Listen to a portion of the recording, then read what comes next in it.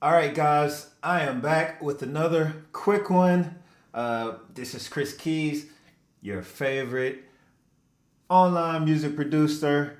You're my astro, your tutorial guide to music production, elevating your mind and elevating your music production. And I'm here, guys, to just do a quick rundown of what I did in this reverse trick part two, kind of show you. I just added three more instruments to the end of part one. If you didn't see that one, be sure to go check out that one. And I show you exactly all the steps I do to the reverse trick to get exactly what I did here in this beat. So without further ado, I'm just going to jump right into it. All I did simply after I had my reverse, let me play everything I had in the first tutorial. I think this was it right here.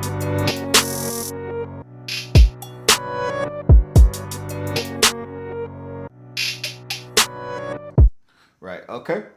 So you know, all I did is very simple. I really only added three instruments. The first thing I think I did was come down here to add a pluck, synth masters. This is one of my favorite plugins actually. Um, and guys, to be honest, I just ran through this beat. It probably took me less than like 10 minutes to finish everything. So this was just the first sound that came up, and I just ran with it. Uh, must have been one of my presets saved here, and all I did was play three notes. Okay,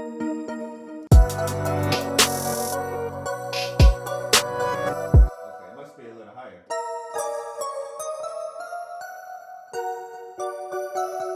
Okay, yeah, there you go.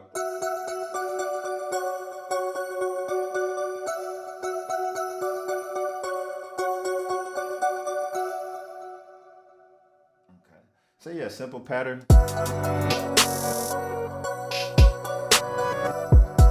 I didn't change any of the settings, and I just came in here to the EQ and added, took out a little bit, cut a little bit around 3,000 K, boosted around 6,000 K.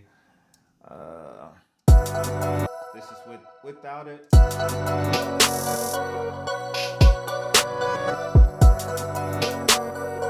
That's with it. So I just felt like it was just it wasn't bad, but I felt like it was still just clouding up the mix just a little bit. So I took out a little bit of the high end, so it took out some of that brightness. Like I said, I didn't take out too much of a 2K. That's why I went with more to 3K. So I didn't do too much of a bright dip. Then after that, I came down here to my sub bass, and I just used the regular EX24, and I'll do a tutorial on how I created this sub bass, but this is kind of like just the easy go-to sub bass for me. That I've actually saved this actually in a lot of my records, but it's an easy go-to and Logic preset that I had that gives me enough of deep end, so if I have a quick idea, I can get it out. So I didn't do any changes on this, but I will do a tutorial on how I created this uh, uh, sub bass right here in the EX24. It's not too many steps, but yeah. So I just used that and came up with this bass pattern.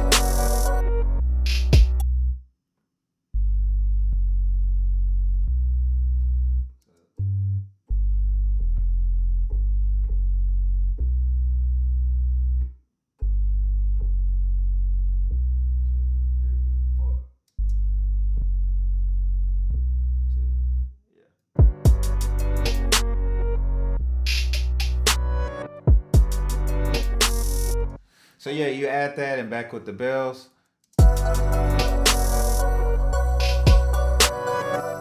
And then from there, I just did this new plugin.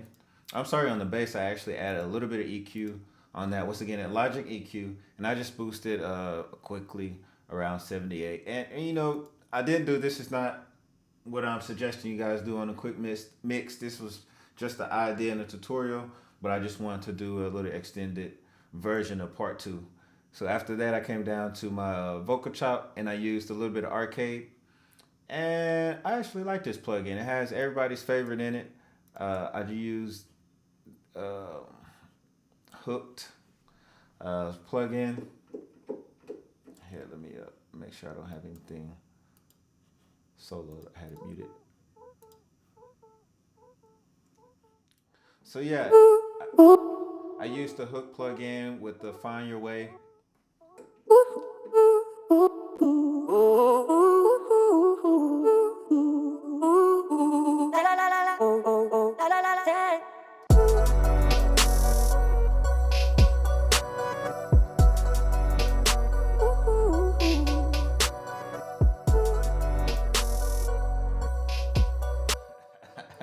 Yeah, so I like this plugin a lot, man. So I use that Find Your Way.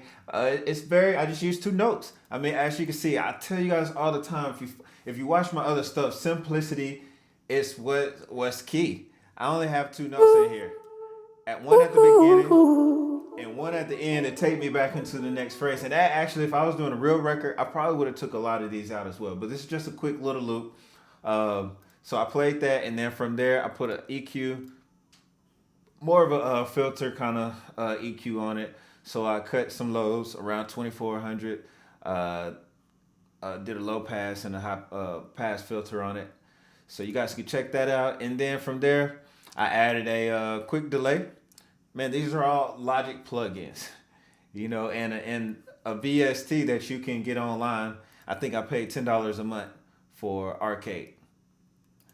All right, so yeah, so you can get this delay, and just I think this might be the custom delay that comes on uh, Logic just whenever you get it. So yeah, I just put that on there, and before the plugins, it sounded like that.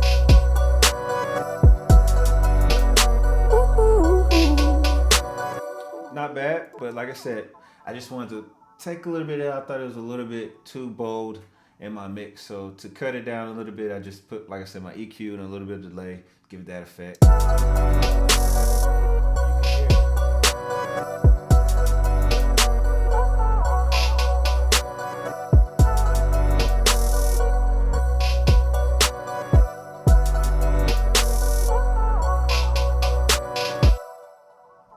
All right, then from there, I felt like my sample was getting a little bit drowned out. So all I did was double it, copy and paste it down to my next track, and I turned it down to about -4 dBs, just a little bit, so it gives it a little bit bolder presence.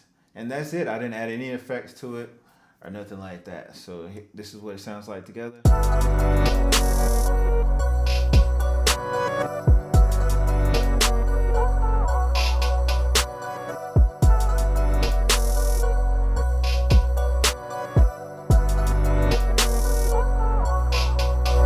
So yeah, there you go. I mean, just with that doubling right there, I mean, the sample is basically the melody of what this hip hop record will potentially be. So I just brought double that to bring the sample out. And then at the end, I just added my sample.